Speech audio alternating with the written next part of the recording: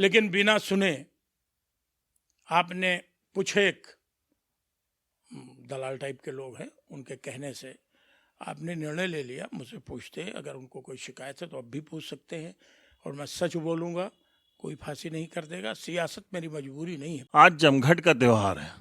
बाराबंकी में समाजवादियों का जमघट लगा था, वहीं से एक शख्सियत हमारे हाथ लग गई। पहले एक शेर सुनाते हैं इनके बारे में कि रोज देखता हूँ आईना बड़ी हैरत से, रोज लगता है एक शख्स कोई नया मुझ में। ये सरदार चौधरी साहब हैं। हाल ही में समाजवादी पार्टी के प्रदेश सचिव बनाए गए। पहले तो प्रदेश सचिव जब ये बनाए गए तो बहुत ज़बरदस्त तरीके से चर्चा हुई। उसके बाद उसके रद्द अमल में आप जानते हैं इस पार्टी के अंदर रोज़ पद बांटे जाते हैं और उसमें ढेर सारे वो पद बांटे गए, तो उसको लेके बहुत ज़्यादा चर्चा में रहे। प्रदेश सचिव बने आप, उसके लिए पहले बधाई।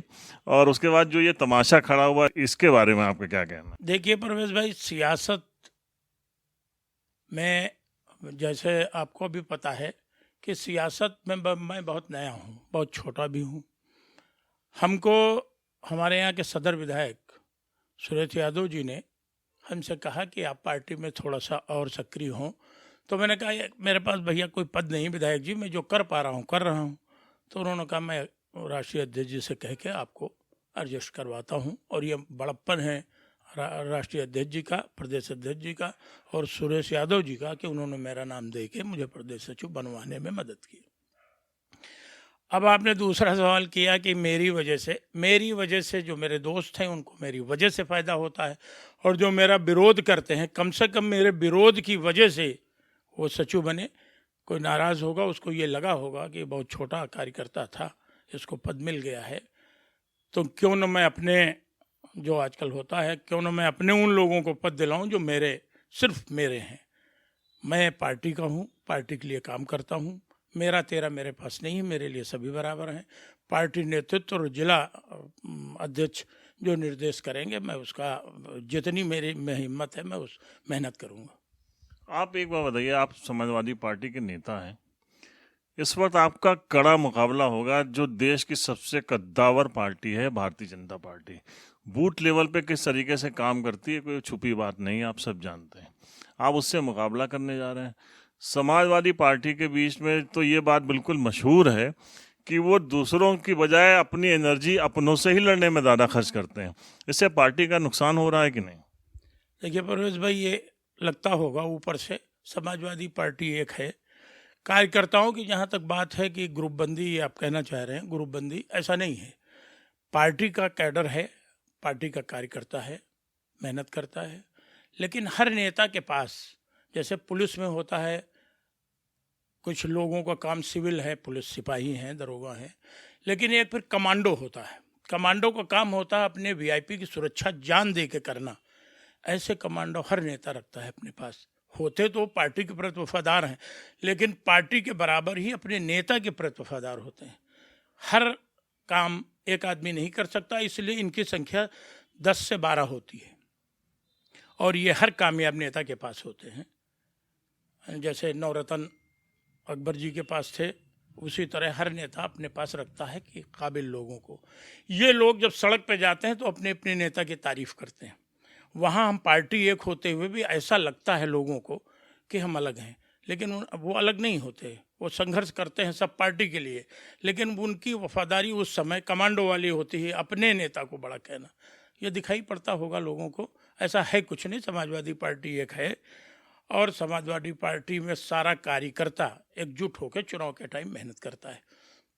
इतनी देर में आपको मतलब ये पता चल गया होगा कि प्रदेश सचिव क्यों बनाए गए। मतलब जो है, जैसे ही सरकारी नौकरी के बाद जो है राजनीति में आए, ऐसा मतलब राजनीति सीख ली है, ऐसा घुमा दिया पूरे हमारे सवालों को। अरे कुछ तो बताइए कि पार्टी के अंदर क्या चल रहा है। नहीं, पार्टी हमारी तैयार हो रही संघर्ष के लिए। हमेशा समाजवादी पार्टी संघर्ष करती रहती है, सड़क पे रहती है, और सड़क से सदन तक हमारे नेता सदन में, और हमारे जैसे छोटे कार्यकर्ता सड़क पे संघर्ष करते हैं। जहाँ पे जुल्म ज़्यादती होती है, भरसक हम लोग संघर्ष करते हैं, प्रयास करते हैं कि सच का साथ दिया जाए। लेकिन ये झूठों की बाज़ार लगी है, ये झूठ बोल के चले जाते हैं, हम सच बताते रह जाते हैं, लोग समझ नहीं पाते हैं। लेकिन अब प्रदेश की जनता समझ गई है कि सिर्फ और सिर्फ अखिलेश यादव और समाजवादी पार्टी है जो हम लोगों की, किसानों की, नौजवानों की हितैषी है। अच्छा चलिए अब हम खोलते हैं, मतलब आप तो नहीं बताएंगे, आपकी पार्टी में ही आपके ऊपर बहुत सारे लोग एक आरोप लगाते हैं कि आप अपॉर्चुनिस्ट हैं, मतलब मौके का फ़ायदा उठाते हैं। आपको हमारे बारे में हमारा बताने से नहीं, आप कहीं पूछ लीजिए। मैं 85 में सर्विस करता था, छोटा सा सहायक विकास अधिकारी समाज कल्याण था। मेरी दोस्ती पुत्तू अवस्थी जी से हुई 86 में, और मैं 2012 तक उनके साथ रहा। आप इससे देख लीजिए, एक नेता के साथ इतने लंबे समय तक अगर मैं रहा हूँ तो मैं, जो आपने आरोप लगाया वो कहाँ तक सच साबित होता है। ये उन लोगों की बात है जो व्यापार करते हैं राजनीति का। मैं व्यापार नहीं करता। उसके बाद फिर समाजवादी से जुड़ा और अब तक मैं एक नेताजी के साथ था। अपनी भरसक मैंने अपनी काबिलियत और अपनी मेहनत का वो किया। लेकिन अब ये है कि हर आदमी के लिए फिट नहीं होता है। नेताओं की ज़रूरतें बदला करती हैं। हो सकता है उनके इस काबिल मैं न रह गया हूँ। उन्होंने नमस्ते मतलब इसी यही सवाल था सरताज भाई मेरा, कि लोगों का कहना है आप अपॉर्चुनिस्ट हैं, जब तक पुत्तोवस्सी पावर में रहे तब आप रहे, फिर फरीद साहब पावर में रहे, मंत्री रहे तो आप साथ रहे, फिर आपने साथ छोड़ दिया। ये आरोप लगाना आसान है। पुत्तू अवस्थी जी जब तक नहीं रहे, पुत्तू अवस्थी जी जब तक जिंदा रहे तब तक मैं उनके साथ था। वो भारतीय जनता पार्टी से जुड़ गए, मैं उनसे जुड़ा था।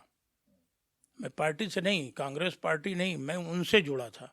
वो भारतीय जनता पार्टी में भी गए, मैं उनके गया। मैं आज भी उनके परिवार से जुड़ा हूँ। उसके बाद मुझे भाई, वो भाई के रूप में मेरे नेता थे, लेकिन उसके बाद मुझे शुद्ध रूप से नेता मिले। उन्होंने इस्तेमाल किया। हो सकता है इस काबिल अब मैं न रहा हूँ वो जो उनकी अपेक्षाएं पूरा करने में, इसलिए उन्होंने हमको छोड़ दिया। मैंने छोड़ा कि नहीं छोड़ा, ये ज़रा से जनता के बीच में जाके पूछिए। हमें छोड़ा गया इसलिए कि वो पावर में आ गए होंगे। मुझे किसी नेता से कोई शिकायत नहीं है। नेता ये होता रहता है, कार्यकर्ता आते हैं जाते अब हैं। आपका ये तो कुछ अंदर की बात पूछ लें, आरोप लगाया जा रहा है कि आपकी तरफ से कोई वीडियो चलवा दिया गया था, इस टाइप के बहुत अनर्गल आरोप हैं, क्या कहना है उनके बारे में? परवेज भाई, एक बात मैं आपसे आज वादा करके कहता हूँ, मैं विश्वासघात किसी के साथ नहीं करता। मेरी इतनी उम्र हो गई है, मैंने कभी किसी के साथ विश्वासघात नहीं किया। और जिसके साथ रहता हूँ उसके पास पूरी ईमानदारी से, पूरी निष्ठा से रहता हूँ।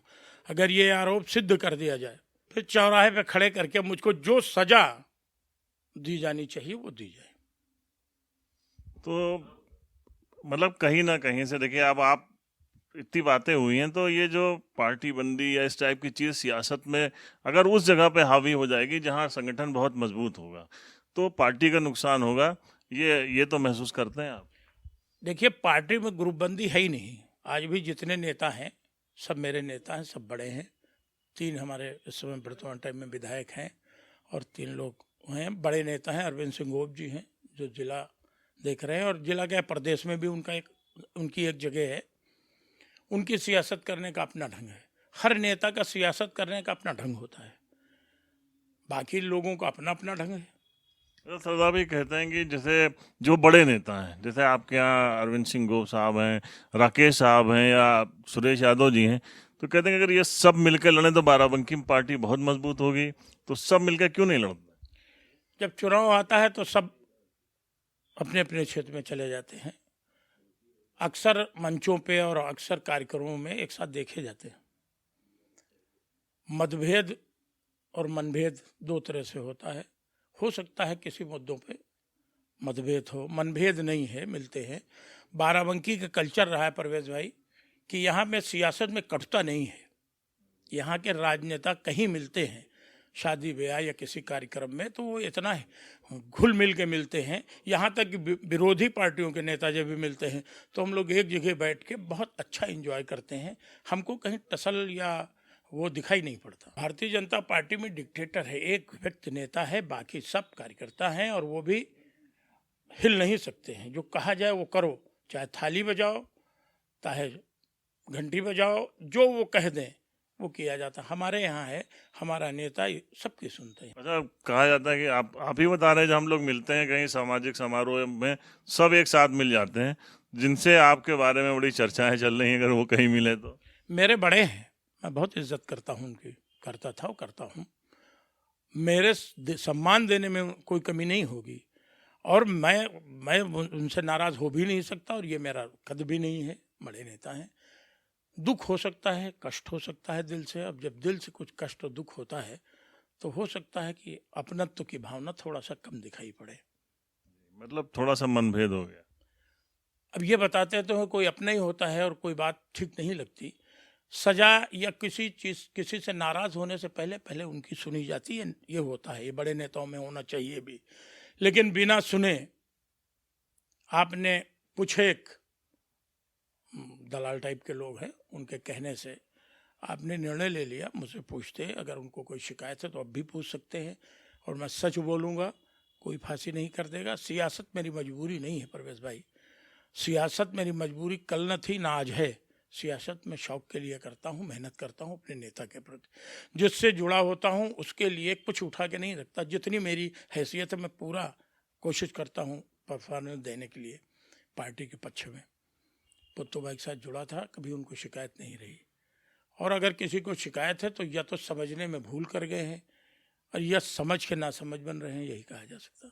तो ये थे प्रदेश सचिव सरताज चौधरी साहब। हमने बहुत सारे इनसे सवाल किए, राजनीतिक सवाल किए, सामाजिक सवाल किए, और पर्सनल सवाल भी किए। पर्सनल इसलिए किए कि जो चर्चा में है, हमको जो दिखता है हम वही पूछते हैं, लेकिन इनसे बात करके हमको बहुत मज़ा आया। बहुत शुक्रिया आपका। बहुत बहुत शुक्रिया परवेश भाई, बहुत शुक्रिया।